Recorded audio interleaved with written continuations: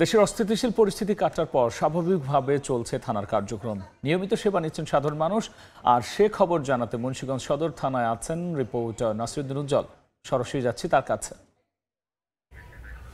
পুরে ধ্বংসস্তূপে পরিণত হওয়া দ্বিতল ভবনের যেই থানাটি ছিল সেই থানার কার্যক্রম এখন অস্থায়ীভাবে কিন্তু এই গোলঘরটিতে পরিচালিত হচ্ছে এবং বাংলাদেশ সেনাবাহিনীর পাহারায় কিন্তু এই পুলিশ এখানে এই থানার কার্যক্রম পরিচালনা করছেন এবং যেই ৫ তারিখে যে থানাটি বিধ্বস্ত হয় এর প্রায় ৯ দিন পরে কিন্তু ১৪ আগস্ট থেকে এই যে স্থানটিতে যেটি মুন্সিগঞ্জ পুলিশ লাইনের গোলঘর সেখানে কিন্তু সাইনবোর্ড টাঙিয়ে দেওয়া হয়েছে অস্থায়ী কার্যালয় মুন্সিগঞ্জ থানা হিসাবে এবং সেখানে কিন্তু লোকজন এসছেন এবং সীমিত আকারে কিন্তু এখানে সেবা দেওয়া হলেও আজকে থেকে তারা বলছেন যে পুরো দমে তারা সেবা দেওয়ার চেষ্টা করছেন। যেসব নথিপত্র নষ্ট হয়ে গিয়েছে সেগুলো পুনরুদ্ধার করা, একই সঙ্গে তারা নতুন জিডি বই নিয়ে সেখানে কিন্তু তারা মামলা এবং জিডির যাবতীয় কার্যক্রম পরিচালনা করছেন এবং এই যে থানা যখন বিধ্বস্ত হয় তখন কিন্তু অস্ত্রাগার থেকে সকল অস্ত্র, সরকারি অস্ত্র ছাড়াও যেসব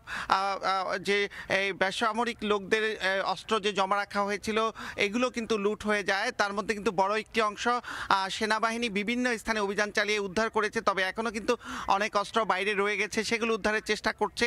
একই সঙ্গে এখানে যে কিছুক্ষণের মধ্যেই দুজন ভুক্তভোগী লোক এসছেন, যেটি সদর উপজেলার নলবুনিয়াকান্দি এলাকায় সেই তার কিন্তু বাড়ি দখল হয়ে গেছে এরকম অভিযোগে কিন্তু পুলিশের কাছে এসছেন।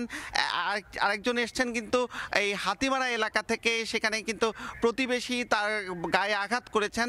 এমন কিন্তু ঘটনা যেগুলো ঘটে যাচ্ছে তারা কিন্তু এখানে প্রতিকারের জন্য এসছেন এবং পুলিশ বাহিনীর সদস্যরা বলছেন যে তারা এখান থেকেই অনেক সেবা দেওয়ার চেষ্টা করছেন এবং তারা ফোনে ফোনে অনেককে বলে দিচ্ছেন এবং এখনও যে মাঠ পর্যায়ে পুলিশ সদস্যরা গিয়ে যে পুরোদমে কাজ করা সেই বিষয়টি বা কর্মকর্তারা যে তদন্ত করবেন সেই বিষয়গুলো কিন্তু এখনও পুরোদমে চালু করা না গেলেও এখানকার যে পদ্মা উত্তর সেতু থানা সহ 7টি থানা রয়েছে, এখন কিন্তু এই 2টি থানা একেবারে পুড়িয়ে দেওয়া হয়েছিল, টঙ্গিবাড়ি থানা এবং সদর থানা, সেই 2টি থানার কার্যক্রম শুরু হয়েছে এবং এই পুলিশের যে মানসিকতা সেটি কিন্তু তারা বলছেন যে তারা জনসেবা দেওয়ার চেষ্টা করছেন, সকল ভুলভ্রান্তিকে তারা ছাপিয়ে দিয়ে কিন্তু তারা এখন মানুষের পাশে দাঁড়ানোর চেষ্টা করছেন। এই ছিল আমার কাছে মুন্সিগঞ্জের থানার কার্যক্রমের সবশেষ।